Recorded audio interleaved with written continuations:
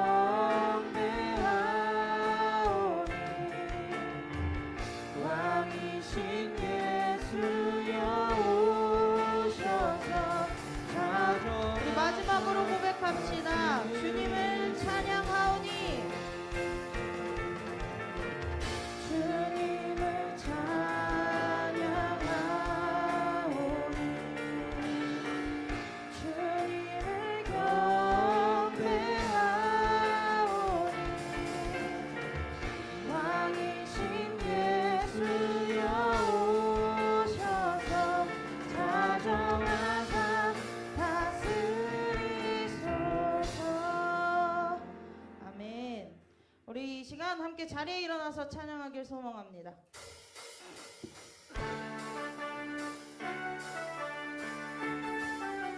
박수치며 찬양합시다.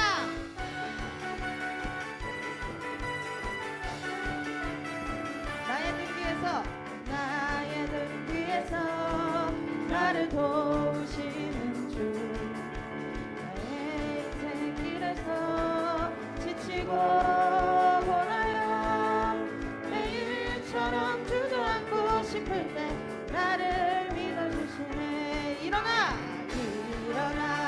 걸어라, 내가 새 힘을 주리니. 일어나 너 걸어라, 내 너를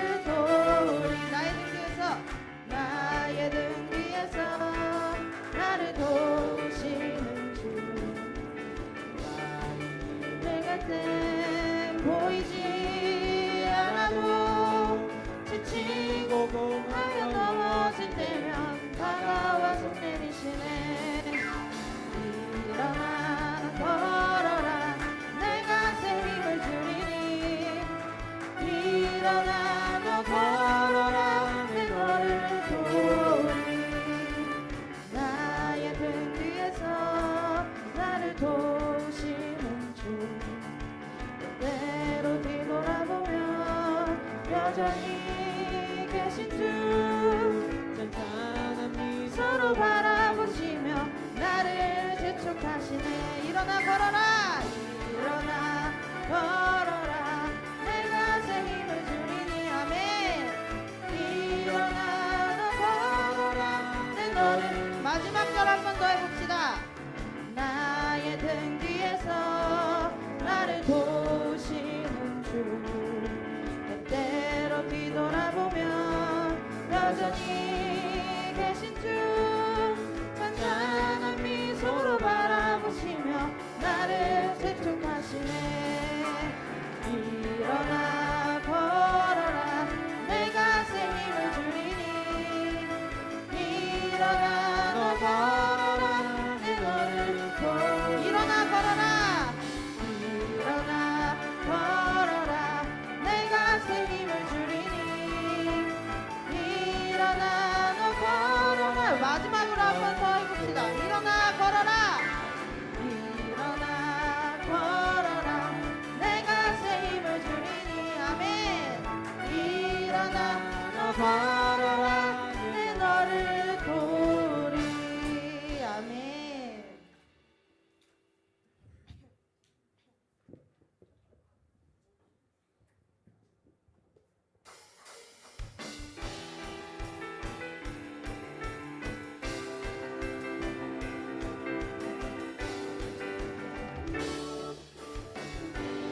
많은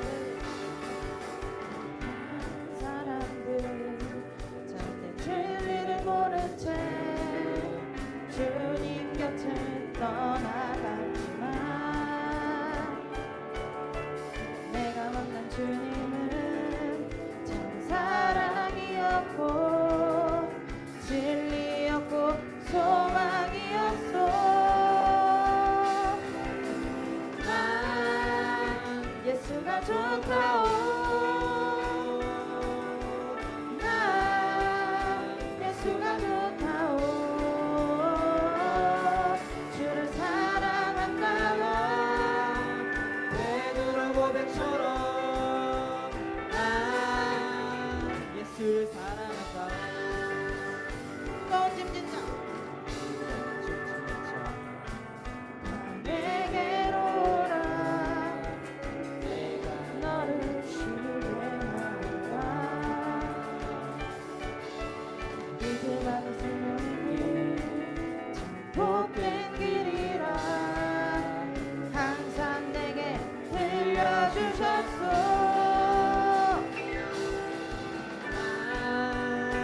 예수가 좋다오 난 예수가 좋다오 주를 사랑한다고 베드로 고백처럼 난 예수를 사랑한다오. 형제자매여 형제자매여 행복을 찾거든 예수님을 만나보세요. 그분으로 인하여 참 평안을 얻으며 나와 같이 고백할 거요. 난 예수가 좋다오 정말 좋아요. 난 예수가 좋다오 주를 사랑한다고 베드로 고백처럼 난 예수를 사랑한다오. 난 예수가 좋다오 난 예수가 좋다오 정말 좋아요. 난 예수가 좋다오 주를 사랑한다고 베드로 고백처럼 난 예수를 사랑한다오. 아멘.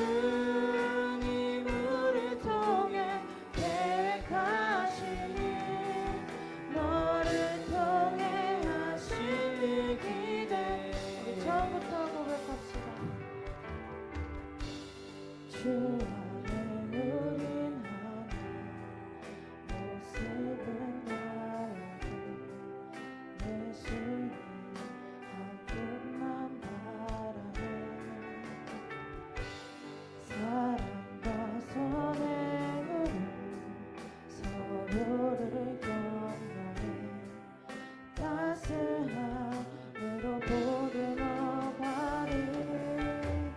주님 우리 안에 함께 하시니 형제자매의 기쁨과 슬픔 느끼네.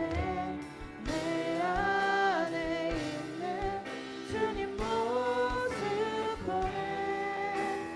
그분 기뻐하시네.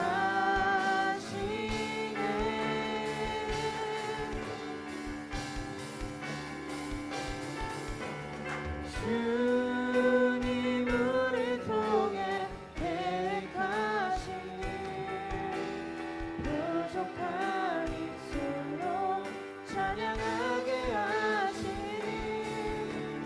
주님 우리 통해 계획하시니 너를 통해 하실 일이 돼.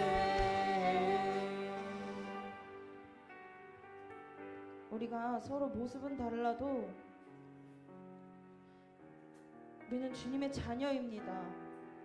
서로 모습은 달라도 우리는 주님 한 분만 바라봅니다.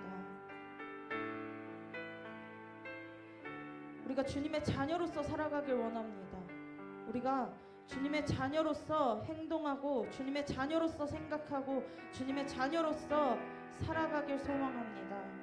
이 시간 함께 기도할 때 주님, 내가 주님의 자녀입니다. 내가 주님의 자녀로서 살아갈 수 있게 도와주시옵소서. 이 시간 간절히 기도하며 나아갑시다. 주님, 그렇습니다. 아버지, 나는 주님의 자녀임을 아버지 내 입술로 고백합니다.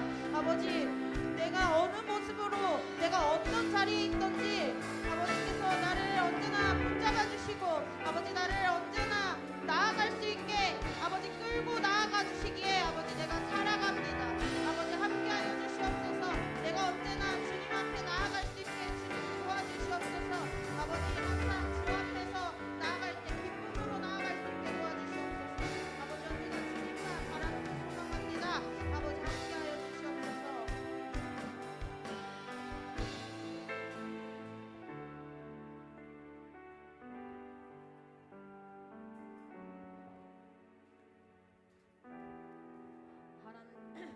하나님 한 주 동안 잘 살아가게 해주셔서 감사합니다. 저희가 세상을 살아가는 동안 하나님이 항상 우선순위가 되도록 도와주세요. 또한 저희가 힘든 상황일 때 하나님을 원망하고 탓하기보다는 그 상황에서도 기도하고 찬양하며 하나님께 돌아갈 수 있도록 도와주세요. 한 주 동안 잘못을 회개하고 말씀으로 한 주 잘 살게 해주세요. 말씀을 전하시는 목사님께 축복을 주시고 시험 기간에도 공부도 물론 중요하지만 하나님이 우선순위가 되게 해주세요. 하나님이 저희에게 주신 은혜를 다른 사람에게도 베풀게 도와주시고 저희가 더 여러 사람이 하나님의 사람이 되도록 전도하게 해주세요. 감사드리며 예수님의 이름으로 기도드렸습니다.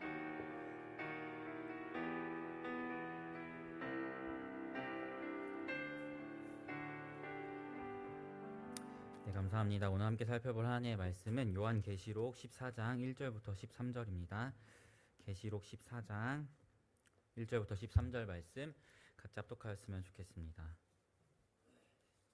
요한계시록 14장 1절부터 13절입니다. 다 찾으신 줄로 믿고 같이 합독하도록 하겠습니다. 시작. 또 내가 보니 보라, 어린 양이 시온산에 섰고 그와 함께 14만 4천이 서 있는데 그들의 이마에는 어린 양의 이름과 그 아버지의 이름을 쓴 것이 있더라. 내가 하늘에서 나는 소리를 들으니 많은 물소리와도 같고 큰 우레소리와도 같은데 내가 들은 소리는 검은 고 타는 자들이 그 검은 고를 타는 것 같더라. 그들이 보좌 앞과 내 생물과 장로들 앞에서 새 노래를 부르니 땅에서 속량함을 받은 14만 4천 밖에는 능히 이 노래를 배울 자가 없더라. 이 사람들은 여자와 더불어 더럽히지 아니하고 순결한 자라.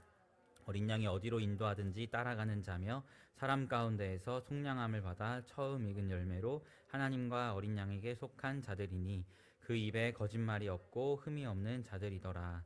또 보니 다른 천사가 공중에 날아가는데 땅에 거주하는 자들 곧 모든 민족과 종족과 방언과 백성에게 전할 영원한 복음을 가졌더라. 그가 큰 음성으로 이르되 하나님을 두려워하며 그에게 영광을 돌리라. 이는 그의 심판의 시간이 이르렀음이니 하늘과 땅과 바다와 물들의 근원을 만드는 이를 경배하라 하더라. 또 다른 천사 곧 둘째가 그 뒤를 따라 말하되 무너졌도다 무너졌도다 큰 성 바벨론이여 모든 나라에게 그의 음행으로 말미암아 진노의 포도주를 먹이던 자로다 하더라. 또 다른 천사 곧 셋째가 그 뒤를 따라 큰 음성으로 이르되 만일 누구든지 짐승과 그의 우상에게 경배하고 이마에나 손에 표를 받으면 그도 하나님의 진노의 포도주를 마시리니 그 진노의 잔에 섞인 것이 없이 부은 포도주라. 거룩한 천사들 앞과 어린 양 앞에서 불과 유황으로 고난을 받으리니 그 고난의 연기가 세세토록 올라가리로다. 짐승과 그의 우상에게 경배하고 그의 이름표를 받은 자는 누구든지 밤낮 쉼을 얻지 못하리라 하더라. 성도들의 인내가 여기 있나니 그들은 하나님의 계명과 예수에 대한 믿음을 지키는 자니라. 또 내가 들으니 하늘에서 음성이 나서 이르되 기록하라. 지금 이후로 주 안에서 죽는 자들은 복이 있도다 하심에 성령이 이르시되 그러하다. 그들이 수고를 그치고 쉬리니 이는 그들의 행한 일이 따름이라 하시더라. 아멘. 여러분, 저희가 세대통합 예배 때 요한계시록을 함께 살펴보고 있습니다. 지난 13장의 본문을 살펴보면서 사탄이 마지막 때에 하나님의 교회를 미혹하는 방법에 대해서 함께 나누었어요. 사탄이 교회를 미혹하는 방법이 특별히 두 가지를 성경이 기록하고 있는데, 첫 번째는 첫째 짐승으로 표시되었던 세상의 권세자들을 활용해서 이 시대를 반성경적인 가치관으로 물들여 이 시대가 하나님을 부정하고 대적하게 만드는 것이 첫 번째 방법임을 살펴보았어요. 그리고 두 번째로는 사탄이 둘째 짐승으로 나타나서 행하는 것인데, 그 짐승은 하나님의 교회를 모방한다고 말씀드렸습니다. 그래서 어린 양 예수 그리스도를 모방하고 하나님의 성도들을 모방하고 심지어는 성령의 일하심도 모방한다고 말씀드렸어요. 그리고 그들이 모방하는 것이 한 가지가 더 있는데, 바로 성령께서 하나님의 성도에게 인을 치시듯이 짐승도 자신의 멸망의 자녀들에게 인을 치시면서 성령의 인치는 사역까지도 모방한다는 것을 우리가 보게 되었습니다. 그리고 그 인을 친 사람의 수가 666이다라는 것을 살펴보았어요. 이 666은 뭐 백신이나 베리칩이나 이런 것이 아니고 불완전을 의미하므로 이들이 아무리 하나님의 교회를 모방한다고 할지라도 777이라는 이 영원한 안식에 들어올 수 없는 불완전한 자들임을 우리가 함께 살펴보았습니다. 이것이 우리가 지금 살아가고 있는 이 마지막 때의 모습이에요. 세상은 점점 성경에 반하는 가치들을 쏟아냅니다. 이제는 하나님은 없다고 이야기하면서 예수 그리스도라는 하나님의 아들 역시도 하나의 종교의 수장이고 그저 위대한 성인으로 만들어가고 있습니다. 그뿐 아니죠. 같은 기독교 안에서도 사실 하나님의 교회를 모방하여서 하나님의 교회인 척 거짓된 모습으로 존재하는 미혹된 교회도 너무나 많다는 것을 우리가 보게 됩니다. 이는 비단 이단의 모습으로 존재하기도 하지만 우리와 같은 기독교라는 이름 안에서 사실상 성도인 척하지만 교회인 척하지만 실은 하나님의 성도가 아닌 자들도 존재한다는 것을 우리가 보게 되죠. 이것이 이 시대 쪽에서 사탄이 행하는 미혹이라는 것입니다. 이것이 사탄의 미혹이라면 사실 우리는 한 가지의 질문을 던져봐야 돼요. 그렇다면 어떻게 참된 성도와 거짓된 성도를 우리가 분별할 수 있을까? 어떻게 참된 교회와 거짓된 교회를 우리가 분별할 수 있을까? 이것에 대한 질문을 던져야 합니다. 그리고 이 질문에 대한 답을 오늘 말씀을 통해서 우리가 살펴볼 수 있었으면 좋겠습니다. 특별히 우리가 함께 읽은 오늘 계시록 14장의 말씀을 보면 두 가지의 무리에 대해서 성경이 기록하고 있어요. 이 두 무리를 우리가 살펴볼 수 있었으면 좋겠는데요. 첫 번째 무리는 14장 1절에 등장합니다. 우리 한번 14장 1절 말씀 같이 읽어보겠습니다. 시작.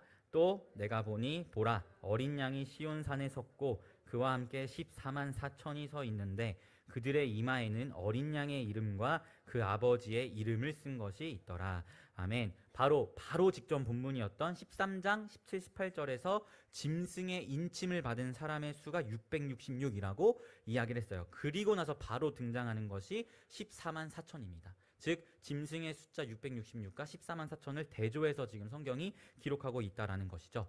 짐승의 인침을 받은 자는 666이라면 어린 양께 인침을 받은 수는 14만 4천이라고 이야기하고 있습니다. 이 14만 4천이라는 숫자의 의미에 대해서는 제가 그 계시록 7장을 설교할 때 한번 말씀드렸었는데요. 신천지가 이야기하고 있는 정말 그 14만 4천 명만 구원을 받는다라는 그런 의미가 아니라 구약의 대표성을 띠고 있는 12지파와 신약의 대표성을 띠고 있는 12사도, 이 12와 12를 곱한 수 144에 완전한 총수의 의미를 담고 있는 천을 곱한 숫자가 14만 4천이라고 말씀드렸어요. 즉 어린 양의 인침을 받은 성도의 수를 14만 4천 명이라고 이야기하는 것은 신천지의 주장처럼 14만 4천 명만 구원을 받는다는 의미가 아니고 하나님의 교회 전체를 상징하는 숫자로서 제시하고 있다는 것을 우리가 보게 됩니다. 짐승의 표를 받은 사람의 수를 666이라고 하는 것도 666명만 멸망한다는 이야기가 아니잖아요. 그 멸망하는 자들의 대표적인 숫자로 666을 이제 표현하고 있는 것처럼 14만 4천이라는 숫자도 구원받은 하나님의 교회 전체의 수를 상징한다라는 것을 보게 되는 것이죠. 즉 14장에서 첫 번째로 등장하는 무리는 누구예요? 바로 하나님의 참된 교회입니다. 그렇다면 두 번째로 등장하는 무리는 어떤 무리일까요? 우리 한번 9절 10절 말씀 같이 읽어보겠습니다. 9절부터 10절 시작. 또 다른 천사 곧 셋째가 그 뒤를 따라 큰 음성으로 이르되 만일 누구든지 짐승과 그의 우상에게 경배하고 이마에나 손에 표를 받으면 그도 하나님의 진노의 포도주를 마시리니 그 진노의 잔에 섞인 것이 없이 부은 포도주라.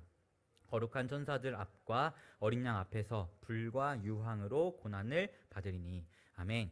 두 번째로 등장하는 무리는 어떤 무리죠? 짐승과 그의 우상에게 경배하고 이마나 손에 짐승의 표를 받은 자, 즉 13장의 표현에 의하면 666 짐승의 표를 받은 모든 자들을 의미합니다. 즉 오늘 14장에서 등장하는 이 두 무리는요, 바로 하나님의 교회와 멸망할 자들, 이 두 무리가 등장하고 있다는 것을 우리는 말씀을 통해서 보게 되죠. 그래서 오늘 이 시간은 한 무리씩 우리가 살펴볼 수 있었으면 좋겠습니다. 먼저는 우리 멸망할 자들부터 살펴보았으면 좋겠어요. 우리 6절부터 8절 같이 한번 읽어보겠습니다. 6절 8절 시작. 또 보니 다른 천사가 공중에 날아가는데 땅에 거주하는 자들 곧 모든 민족과 종족과 방언과 백성에게 전할 영원한 복음을 가졌더라. 그가 큰 음성으로 이르되 하나님을 두려워하며 그에게 영광을 돌리라. 이는 그의 심판의 시간이 이르렀음이니 하늘과 땅과 바다와 물들의 근원을 만드신 이를 경배하라 하더라. 또 다른 천사 곧 둘째가 그 뒤를 따라 말하되 무너졌도다 무너졌도다 큰 성 바벨론이여 모든 나라에게 그의 음행으로 말미암아 진노의 포도주를 먹이던 자로다 하더라. 아멘. 오늘 말씀을 보니까 사도 요한이 본 환상 속에서 천사가 나타납니다. 그리고 이 천사가 외치기를 모든 민족에게 이제 선포할 영원한 복음을 가지고 있었고, 그가 외치기를 하나님을 두려워하며 그에게 영광을 돌려라. 하나님의 심판의 때가 이르렀다라고 선포합니다. 그리고 나서 두 번째 천사가 나타나서 외치기를 무너졌도다 무너졌도다 큰 성 바벨론이여 그는 모든 나라에게 그의 음행으로 진노의 포도주를 먹이던 자로다 라고 선포하고 있어요.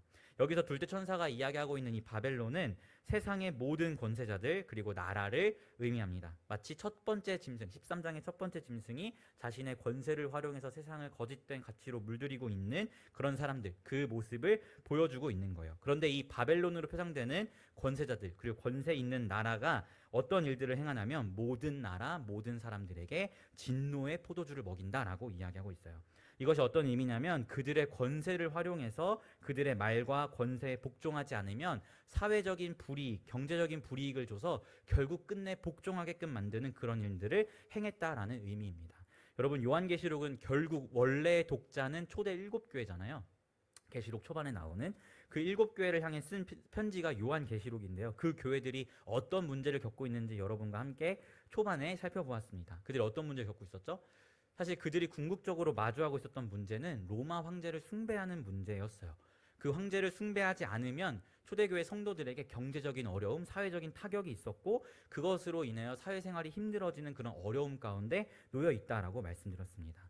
세상 권세로 표징되는 이 바벨론이 그의 음행으로 말미암은 진노의 포도주를 먹였다라는 말은 이 1차적인 독자였던 초대 7교회 성도들이 당면했던 그 문제를 의미하는 거예요. 로마의 황제를 숭배하지 않으면 내가 너희에게 경제적인 어려움, 사회적인 불이익을 주겠다. 숭배해라 라는 그런 압박을 이야기하고 있는 것입니다. 그리고 이것을 2차적인 독자인 우리에게 적용하면 결국 사회의 제도나 흐름, 사상 이런 것들을 활용해서 반성경적인 시대로 세상을 만들어가고 거기에 순응하지 않으면 마치 잘못된 것처럼 몰아가고 또 그들에게 사회적으로나 경제적으로 불이익을 주는 그런 것들을 의미합니다. 그것이 바벨론으로 표상되는 모든 권세자들, 권세 있는 나라들이 행했던 진노의 포도주를 먹이는 일이라는 것이죠. 그런데 지금 둘째 천사가 그 바벨론에 대해서 뭐라고 선포하고 있나요? 무너졌도다, 무너졌도다라고 표현하고 있어요. 이 말, 이 무너졌도다라고 이 과거형으로 쓰고 있는 이 말은요, 사실 미래의 사건을 지금 이미 일어난 것처럼 이야기하는 용법이에요. 아직 바벨론은 무너지지 않았지만 그가 이미 무너졌다라고 선포하는 것입니다. 마치 우리의 구원이 아직 완성되지 않았지만 구원받았다라고 이야기하는 것과 같은 거죠. 왜냐하면 우리는 그리스도 예수께서 십자가에 죽으시고 부활하심으로 우리의 구원을 다 이루셨음을 믿음으로 구원받았다라고 이야기를 하잖아요. 하지만 주님 다시 오실 날까지 아직 구원의 완성에 이르지 못했죠. 그것과 같이 예수의 십자가로 인해 이미 바벨론은 패배하였습니다. 그래서 미래적인 사건을 과거형으로 표현하면서 이미 일어난 것처럼 무너졌도다, 무너졌도다라고 표현하고 있는 것입니다. 즉 오늘 말씀을 보면 첫째 천사와 둘째 천사가 나와서 선포하는 거예요.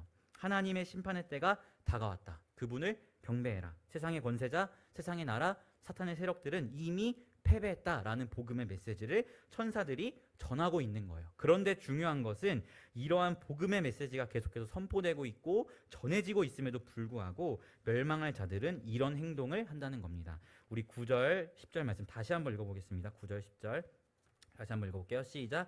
또 다른 천사 곧 셋째 천사가 그 뒤를 따라 큰 음성으로 이르되 만일 누구든지 짐승과 그의 우상에게 경배하고 이마에 손에 표를 받으면 그도 하나님의 진노의 포도주를 마시리니 그 진노의 잔에 섞인 것이 없이 부은 포도주라. 거룩한 천사들 앞과 어린 양 앞에서 불과 유황으로 고난을 받으리니. 아멘. 그렇게 복음의 메시지가 전해짐에도 짐승과 우상에게 경배하고 이마와 손에 짐승의 표를 받는 사람들이 여전히 존재한다라는 것입니다. 9에서 10절에서 보면 누구든지 짐승과 우상에게 경배를 하면 멸망할 것이다 라는 이런 표현을 하고 있는데요. 이 표현은 복음의 메시지가 전해짐에도 계속해서 그들을 경배하고 숭배하는 자들이 있다라는 의미를 함축하고 있어요. 즉 복음의 메시지에 귀를 기울이지 않고 계속해서 우상과 사탄을 경배하면서 멸망의 표를 받는 자들이 있다는 것입니다. 여기서 말하는 이 짐승의 표는 아까도 말씀드렸지만 베리칩이나 백신 이런 것이 아니라 하나님의 교회를 모방하는 거짓된 짐승이 성령께서 성도에게 인치시는 사역까지도 모방하는 그런 표라고 말씀드렸습니다. 그리고 이 표는 13장 17절 그리고 14장 1절에서 나타나듯이 결국 그들이 섬기는 그 주인의 이름이 그들의 표입니다. 짐승을 섬기면 짐승의 이름이 이마나 손목에 표로 새겨지는 것이고 예수를 섬기면 예수의 이름이 그 표로 새겨지는 것이죠. 백신이나 베리칩 이런 게 아니라는 것을 다시 한번 말씀드립니다. 아무쪼록 결국 이 말씀 속에서 보게 되는 멸망의 자녀들이 드러나는 모습이 뭐예요? 복음의 메시지가 전해짐에도 그 메시지에 귀를 기울이지 않고 계속해서 우상 숭배와 사탄을 숭배하는 그 세상의 흐름에 동조하여 나아가는 모습들을 보이고 있다는 것을 우리가 보게 됩니다. 바벨론으로 표상되는 그 세상의 권력이 계속해서 압박하고 있는, 너희가 이렇게 하지 않으면 불이익을 줄 거야 라는 그런 압박에 휘둘려서 그들을 따라 진노의 포도주를 마시는 자들이 이제 멸망하는 자들이라는 것을 우리가 말씀을 통해서 보게 되는 것이죠. 그렇다면 반대로 하나님의 성도는 어떤 모습으로 살아갈까요? 우리 한번 그 모습을 보았으면 좋겠는데요. 하나님의 성도도 멸망의 자들과 같은 시대를 살아가지만 그들의 삶의 모습은 조금 다릅니다. 우리 한번 4절부터 5절 같이 한번 읽어볼게요. 시작. 이 사람들은 여자와 더불어 더럽히지 아니하고 순결한 자라. 어린 양이 어디로 인도하든지 따라가는 자며 사람 가운데서 속량함을 받아 처음 익은 열매로 하나님과 어린 양에게 속한 자들이니 그 입에 거짓말이 없고 흠이 없는 자들이더라. 아멘. 여러분, 하나님의 성도의 모습을 뭐라고 표현하고 있습니까?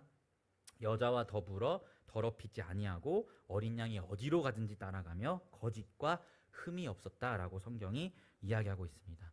여기서 여자와 더불어 더럽히지 않았다라는 말은 우리가 구약과 신약 속에서 그 백성들이 어떻게 우상 숭배를 했는지 그 방법을 알고 있어야 사실 이해가 됩니다. 구약도 신약도 그들이 이방 신전에서 드렸던 우상 숭배의 방법은요, 신전의 창기와 성관계를 맺는 것이 우상 숭배의 방법이었어요. 그렇기 때문에 이 말씀 속에서 여자와 더불어 더럽히지 않았다라는 말은 다르게 이야기하면 우상 숭배에 참여하지 않았다라는 말을 의미합니다. 즉 하나님의 교회는요, 같은 시대를 살아감에도 그 바벨론이 진노의 포도주로 압박하고 있는 그 우상 숭배에 참여하지 않고 어린 양 예수가 어디로 가든지 그분의 길을 따라가며 그들에게는 거짓도 흠도 없는 그런 모습으로 살아가고 있다는 것을 성경이 묘사하고 있는 것이죠. 즉 우리는 오늘 말씀 속에서 같은 시대를 살아가는 두 무리를 비교해 보게 됩니다. 한 무리는 어린 양 예수의 이름을 이마의 표로 삼은 하나님의 교회입니다. 그리고 또 다른 한 무리는 사탄의 이름을 이마의 표로 삼은 멸망의 자녀들이에요. 이들은 같은 시대를 살아가지만 살아가는 삶의 모습은 전혀 다릅니다. 하나님의 교회는요, 바벨론이라는 세상 권력이 그들에게 복종하지 않으면 사회적으로 경제적으로 불이익을 준다고 압박할지라도 거기에 복종하지 않고 견디고 인내하면서 영적인 순결을 지켜내는 모습으로 살아갑니다. 그들이 복종하지 않음으로 인해 사회적인 또 경제적인 어려움을 겪는다 할지라도 예수께서 십자가의 길을 걸어가셨던 것처럼 나도 그분의 길을 따라 걷겠다고 결단하며 어린 양이 어디로 가든지 그 인도함을 따라 걷는 자들이 하나님의 교회라는 것이죠. 그리고 그런 교회의 모습을 향해서 성경은 거짓도 없고 흠도 없는 아름다운 열매의 모습으로 묘사하고 있습니다. 하지만 이 시대를 같이 살아가지만 멸망의 자녀들은 달라요. 그들은 세상 가운데 하나님의 교회가 끊임없이 복음을 전하고 증거하고 있음에도 불구하고 그들의 귀를 닫고 세상 권력 바벨론이 주고 있는 진노의 포도주를 마시면서 반성경적인 가치에 동조하고 하나님과 예수 그리스도를 부정하고 모욕하는 것에 앞장서면서 사탄의 이름을 그들의 머리에 새기는 그런 삶의 열매를 맺는다는 것을 우리가 말씀을 통해서 보게 되는 것이죠. 사랑하는 성도 여러분, 우리가 13장에서 함께 살펴보았지만 마지막 때의 사탄의 미혹은요, 정말 간교합니다. 세상 권세를 활용해서 미혹하고요. 또한 하나님의 교회인 척 위장을 해서 미혹합니다. 그러다 보니까 예수님께서 비유하셨던 그 가라지 비유가 우리에게 더 와닿는 것 같아요. 하나님께서 가꾸시는 텃밭이 있는데 그 밭에 하나님이 뿌린 씨앗도 있지만 하나님이 뿌리지 않은 가라지도 함께 자란다라고 예수님께서 비유하시잖아요. 그 모습이 우리가 살아가고 있는 이 시대라는 것을 우리가 보게 됩니다. 이 가운데에서 우리가 하나님의 자녀라는 사실을 증명할 수 있는 방법이면 사실 삶의 열매라고 여러분에게 이야기 드리고 싶어요. 이 나무가 어떤 나무인지 알려면요, 사실은 열매를 우리가 봐야 합니다. 우리는 열매로 나무를 아는 것이죠. 이 나무가 사과를 맺었으니까 사과나무라고 이야기하는 거지 포도를 맺은 나무를 향해서 우리가 사과나무라고 이야기하지는 않습니다. 이처럼 우리가 구원받은 하나님의 자녀라는 것, 내가 이 거짓된 성도, 거짓된 교회, 또 멸망한 자들과 다른 진정한 하나님의 자녀라는 것을 우리가 증명할 수 있는 방법은 무엇이냐면 여러분의 삶 가운데 맺혀지는 삶의 열매입니다. 마치 오늘 계시록 14장에서 하나님의 교회를 향한 그 메시지가 여자와 더불어 더럽히지 아니하고 어린 양이 어디로 가든지 따라가며 거짓도 흠도 없었던 모습으로 묘사하는 이 아름다운 열매의 삶의 모습이 맺히는 자들이 이제 하나님의 자녀라고 우리가 이야기할 수 있는 것이죠. 하지만 이것은 이런 삶을 살아야 구원을 받는다는 이야기를 하는 것은 아닙니다. 오해하시면 안 돼요. 구원은 하나님의 전적인 은혜로 우리가 받게 되죠. 하지만 진짜 구원받은 자라면 그런 삶의 열매가 맺혀지게 된다는 것을 여러분에게 말씀드리는 것입니다. 여러분이 살아가는 이 시대, 특별히 이 시대를 이끌어가고 있는 그 철학적인 흐름을 여러분들이 좀 이해하고 계시면 좋아요. 사실 이 중세 시대에는요, 여러분, 초월적인 존재, 즉 하나님으로부터 무언가를 찾으려고 했어요. 그래서 중세에 보면 로마 카톨릭이 많이 발전하잖아요. 초월적인 존재로부터 이제 무언가를 찾으려고 했던 시대가 중세 시대였습니다. 하지만 계몽주의가 도래하고 이제 인간의 인성이 강조되면서 이제는 초월적인 존재인 하나님을 찾기보다 인간 자체의 아름다움, 인간 이성 고유의 그것을 탐구하기 시작하면서 인간 자체로 위대하고 인간 자체로 아름답다라는 것을 내세우며 인간을 탐구하기 시작합니다. 더 이상 사람에게는 초월적인 하나님이라는 그 존재가 필요 없어진 시대가 도래했어요. 이제는 인간 자체로 충분하고 그 자체의 아름다움에 집중하기 시작한 것이죠. 그런데 이 모든 인간의 아름답고 인간이 완벽하다라는 그런 철학적인 생각을 깨트리는 사건이 발생해요. 여러분이 다 알고 계시는 바로 1, 2차 세계대전입니다. 인간 자체로 아름답고 인간 자체로 위대하다고 생각했는데 세계대전을 겪어보니까 그게 아니었던 거죠. 인간이 얼마나 추악하고 악랄한지 사람들이 마주하게 된 거예요. 그래서 이제 그들이 인간에 대해서 가지고 있었던 그 긍정적인 생각들이 다 깨지기 시작합니다. 그래서 사람들은 다시금 초월을 찾기 시작해요. 무슨 말인지 이해가 되시죠? 인간 초월, 중세 시대에는 초월에서 하나님으로부터 우리를 발견했다면 계몽주의 이후로는 인간 자체 아름다움을 추구하다가 세계대전으로 인간의 그 완악함을 발견하게 되면서 다시금 초월을 찾게 되는데요. 초월적인 것을 다시금 찾으려면 뭘로 돌아가야 돼요? 하나님께로 돌아가야죠. 하나님으로부터 우리를 찾을 수 있으니까. 그런데 이 시대 사람들이 초월적인 것으로 다시 돌아가려고 하는데 어떤 모습으로 돌아가는지 아시나요? 자신들이 새로운 초월을 만들어냅니다. 그게 우리가 잘 알고 있는 메타버스, 가상 공간 이런 세계들을 만들어냅니다. AI 이런 것들을 만들어내면서 하나님이라는 그 초월로부터 답을 찾으려는 것이 아니고 자신들이 만든 초월로부터 답을 찾으려는 그런 모습으로 나아가요. 제가 지금 이런 말씀을 여러분에게 드리는 것은 뭐 메타버스나 AI나 이런 것들을 사용하지 말라는 이야기를 하는 게 아닙니다. 결국 이 모든 것은 하나님의 창조 섭리 아래에 있기 때문에 자유함으로 사용하셔도 괜찮아요. 하지만 제가 이런 말씀을 드리는 이유는 사람들의 생각이 어디로 튀는가를 여러분에게 말씀드리고 싶은 거예요. 세계대전으로 이미 인간의 악랄함과 추악함을 맛봤다면 다시금 원래의 초월, 우리가 계속 찾고 탐구했던 그 초월적인 존재인 하나님께로 돌아가야 되는데 하나님께로 돌아가는 게 아니고요. 자신들이 새로운 초월적인 공간을 만들어서 다른 초월을 찾고 거기에서 정답을 찾고 있다는 것을 우리가 시대적인 흐름을 통해서 보게 된다는 것입니다. 마치 오늘 말씀 속에서 복음이 아무리 선포되어도 그 복음에 귀 기울이지 않는 것처럼 하나님이 아닌 다른 것에 계속해서 마음을 쏟는 것이 이 시대의 특징이라는 것이죠. 저는 이런 시대를 살아가고 계신 여러분에게 질문하고 싶어요. 여러분 이런 시대 속에서 삶의 열매로 여러분이 하나님의 자녀됨을 당당하게 증명하고 계십니까? 여러분은 세상의 가치에서 벗어나 오직 말씀의 가치에 사로잡혀서 살아가고 계신가요? 여러분은 오늘 말씀에 나오는 성도의 모습처럼 어린 양 예수가 어디로 인도하든지 그 길을 따라 걸어가고 계신 그런 모습이 여러분 가운데 맺히고 계십니까? 그리하여 거짓 없고 흠 없는 삶의 열매가 여러분 가운데 맺혀 계신지 여러분에게 말씀드리고 싶어요. 여쭤보고 싶어요. 제가 이렇게 말씀드리는 것은 아까 말씀드렸듯이 이렇게 살아야 구원을 받기 때문에 말씀드리는 게 아니고요. 구원받은 자라면, 내가 구원받은 나무라면 그러한 열매가 마땅히 나타난다는 것을 여러분에게 말씀드리고 싶은 것입니다. 저는 우리 피플스 교회가 삶의 열매로 우리가 하나님의 자녀라는 사실을 증거하며 나아갈 수 있었으면 좋겠어요. 제가 이번에 그 대학원을 다니면서 성령론 수업을 이제 한 학기 들었고 지금 소논문을 쓰고 있어요. 그게 과제여서 쓰고 있는데요. 특별히 제가 성령론 소논문을 쓰면서 좀 연구했던 것을 여러분과 잠깐 나누고 싶은데, 여러분 성령의 사역에는요 2가지의 측면이 있습니다. 바로 적용하고 완성하신다. 이 2가지의 사역적인 측면이 있어요. 성령께서는요 성부 하나님께서 계획하시고 성자 예수님께서 실행하신 것을 적용하시고 완성하시는 분이 성령이에요. 예를 들어 볼까요? 하나님이 말씀으로 빛이 있으라 라고 말씀하시면 빛이 생기죠. 이것을 우리가 삼위일체 하나님의 작용으로 경륜으로 본다면 성부께서 빛을 계획하셨다면 성자는 말씀으로써 그 빛을 만드는 것을 실행하십니다. 그렇다면 성령께서는 적용하시고 완성하는 자로서 빛을 나타나게 하시는 거예요.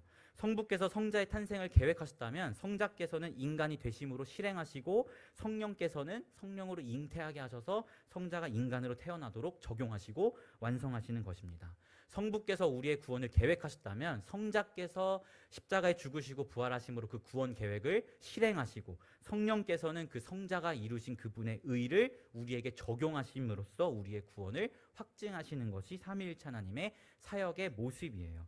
즉 성령의 사역에는 무엇이 있다고요? 적용하시고 완성하신다라는 2가지 측면이 있다라는 것입니다. 특별히 성령께서는요 주님 다시 오실 날 새하늘과 새 땅을 완성하실 거예요. 왜냐하면 완성자로서의 모습은 결국 성령의 역할이거든요. 즉 성령께서 새하늘과 새 땅을 분명히 완성하실 것입니다. 그리고 우리는 그 새하늘과 새 땅에서 주님을 영원히 찬양할 거예요. 그 찬양하는 모습이 오늘 말씀 3절에 나와 있는데요. 우리 한번 3절 말씀 같이 읽어볼까요? 3절 같이 읽을게요. 시작.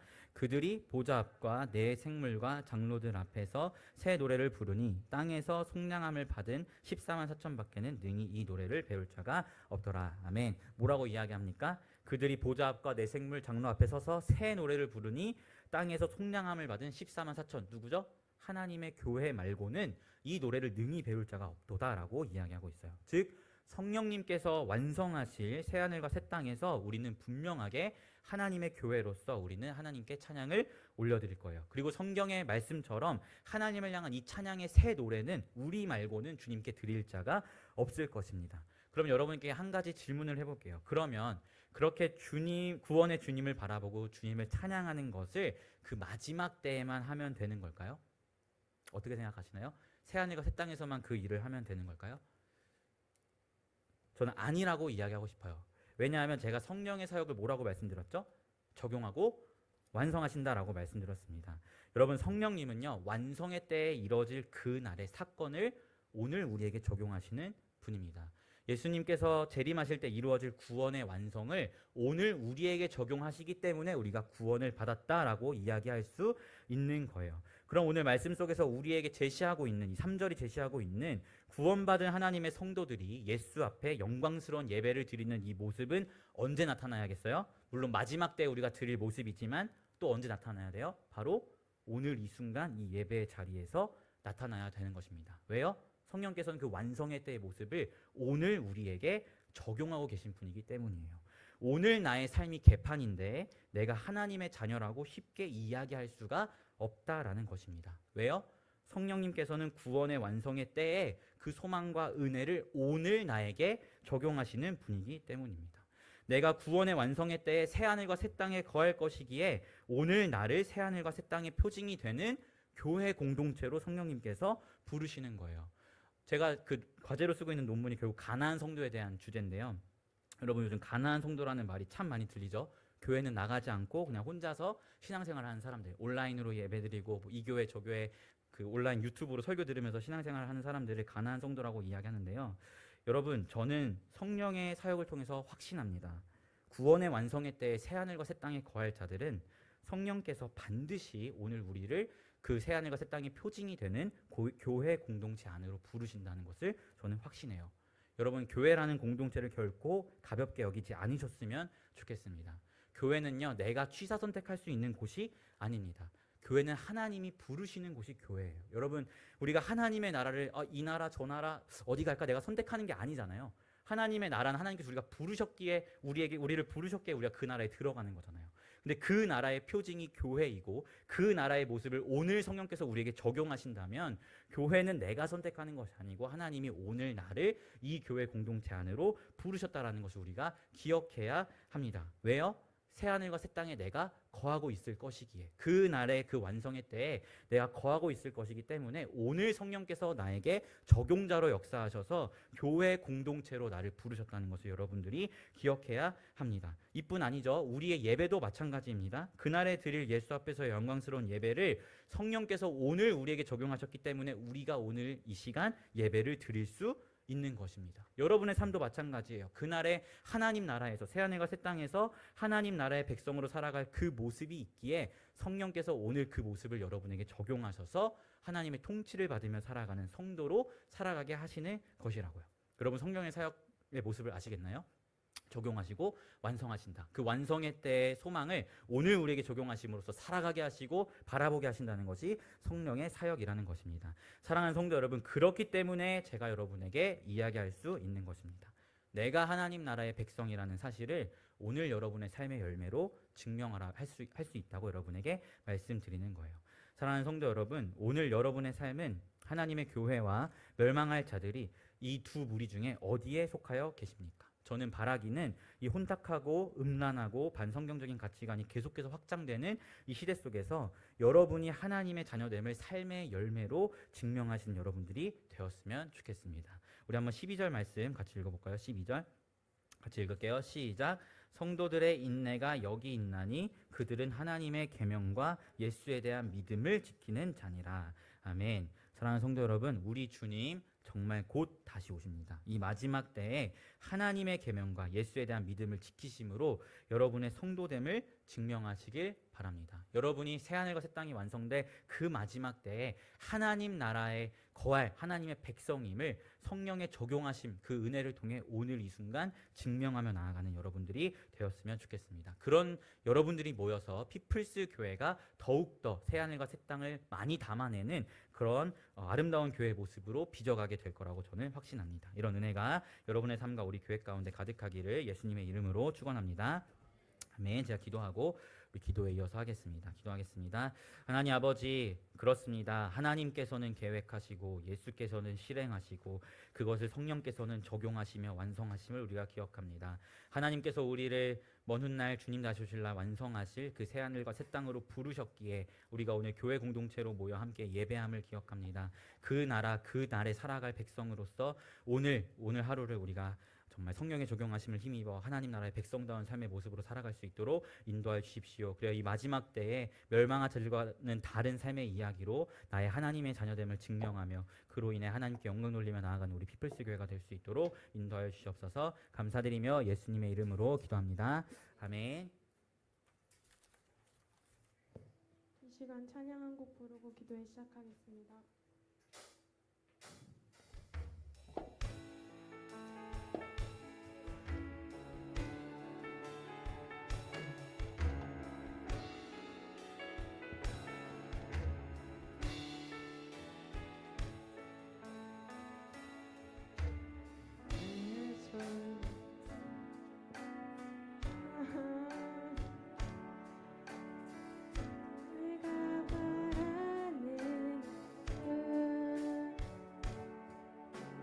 예수 닮기를 내가 원하네. 한없는 사랑 풍성한 긍휼 예수 닮기를 내가 원하네. 예수 닮기를 예수 보기를 예수만 높이길 내가 원하네.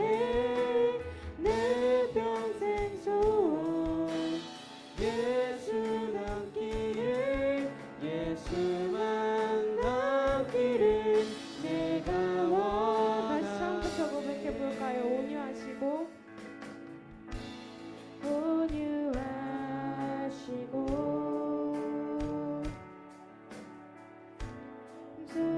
순하신 성품 예수 닮기를 내가 원하네. 자비하시고 이루어져 되신 주 예수 닮기를 내가 원하네. 예수 닮기를 예수 보기를 예수만 높이길 내가 원하네. 내 평생 소원 예수 닮기를 예수만 닮기를 내가 원 예수 닮기를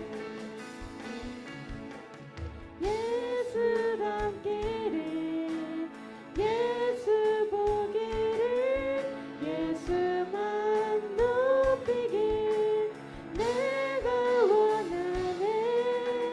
내 평생 소원 예수 닮기를 예수만 닮기를 내가 원하네. 너희가 나를 택한 것이 아니요 내가 너희를 택하여 세웠나니 이는 너희로 가서 열매를 맺게 하고 또 너희 열매가 항상 있게 하여 내 이름으로 아버지께 무엇을 구하든지 다 받게 하려 함이라. 아멘. 여러분, 그리스도인과 비그리스도인의 차이는 삶의 열매입니다. 여러분은 삶에서 예수의 열매를 맺으며 살아가고 계신가요? 아니면 짐승의 열매를 맺으며 살아가고 계신가요? 이 시간 기도하며 여러분의 삶을 다시 한번 돌아보길 원합니다. 우리 피플스 공동체가 하나님의 자녀됨은 여러분의 삶의 열매가 증거합니다. 그래서 우리 교회가 삶에서 예수께 속하여 있음을 증명하길 원합니다. 기도 제목을 불러드릴 때 아멘으로 화답해 주십시오. 세상 속에서 삶을 살아나갈 때 예수의 열매를 맺으며 살아나가게 하소서. 우리 피플스 공동체가 삶에서 예수의 열매를 증거하게 하소서. 하나님의 자녀된 삶을 살아갈 때 세상 속에 속하는 것이 아니라 주님 속에 속하게 하소서. 이 세 가지 기도 제목 가지고 먼저 기도하시겠습니다.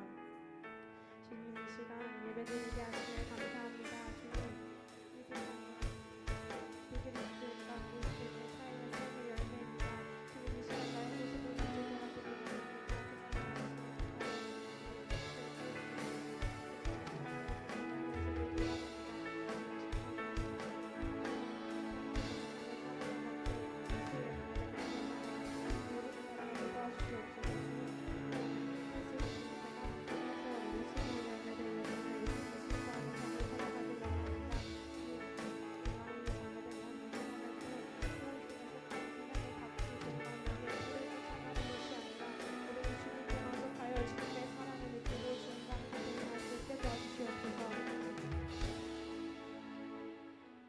사람이 순종하지 아니함으로 많은 사람이 죄인된 것 같이 한 사람이 순종하심으로 많은 사람이 의인이 되리라. 아멘.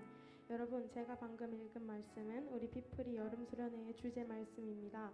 이 시간 7월 25일부터 27일까지 있을 여름 수련회를 위해 다 같이 기도하기를 원합니다. 기도 제목을 불러드릴 때 아멘으로 화답해 주십시오. 여름 수련회를 준비하며 나아갈 때 우리의 모습을 드러내는 게 아니라 주님을 드러내는 과정이 되게 하소서.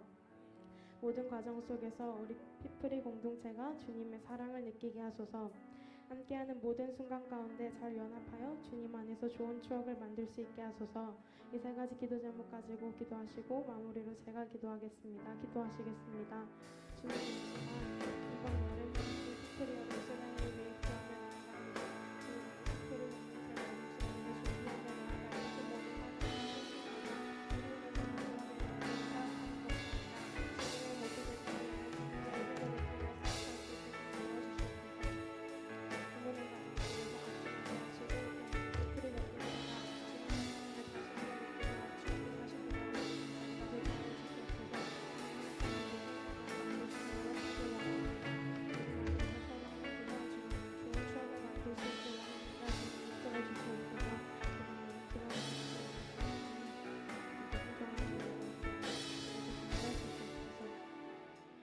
주님, 오늘 이 시간 다 같이 모여서 예배하고 기도하게 하시며 감사합니다. 우리 피프리 공동체가 세상 속에서 하나님의 자녀됨을 증거하며 세상의 열매를 맺는 것이 아니라 예수의 열매를 맺어가는 삶을 살아가길 원합니다. 또한 7월 25일부터 27일까지 있을 여름 수련회를 위해 기도합니다. 준비하는 순간부터 마치는 순간까지 주님의 은혜가 가득하며 주님의 사랑을 느낄 수 있는 순간이 되게 해주세요. 이번 한 주도 주님의 열매를 가득가득 맺어가길 원하며 예수님의 이름으로 기도드렸습니다. 아멘.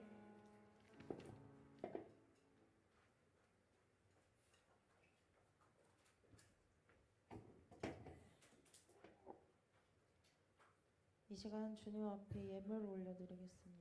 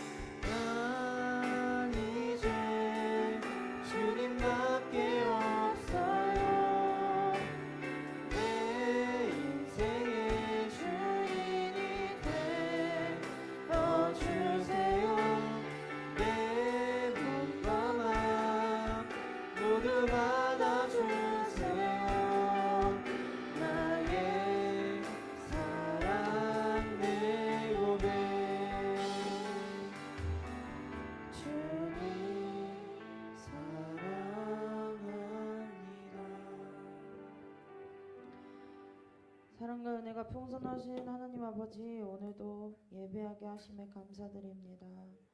주님, 우리가 가진 모든 것이 주님께로부터 오는 선물임을 고백하며 이 시간 우리의 마음과 정성을 담아 귀한 예물 주님께 올려드립니다.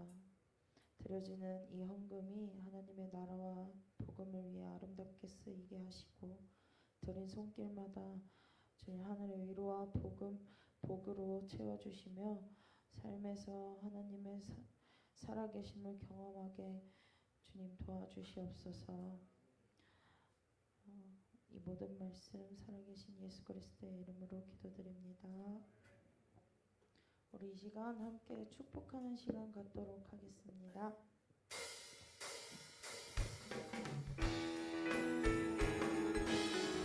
우리 옆 사람한테 손을 뻗으며 함께 축복합시다.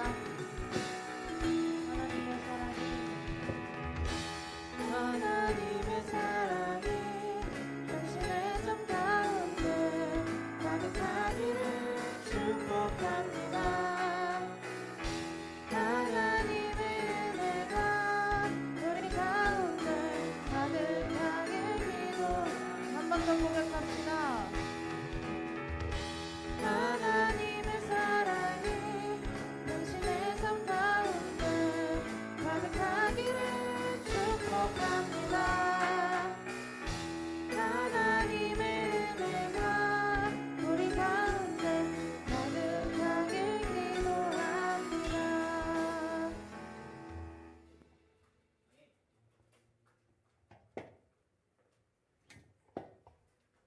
이 시간 그리스도의 계절 고백하고 예배 마치겠습니다.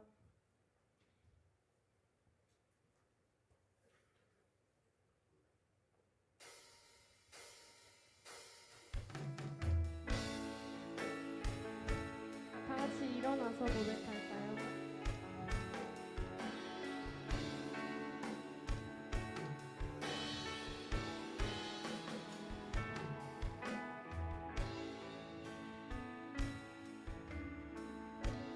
민족의 가슴마다 피와 된 그리스도를 심어 이 땅에 푸르고 푸른 그리스도의 계절이 오게 하소서. 오게 하소서. 이 땅에 하나님의 나라가 이루어지게 하옵소서. 모든 사람의 마음과 교회와 가정에도 하나님 나라가 임하게 하여 주소서. 주의 청년들이 예수의 꿈을 꾸고 인류 구원의 환상을 보게 하소서. 한 손엔 복음 들고 한 손엔 사랑을 들고 온 땅 구석 누비는 나라 되게 하소서.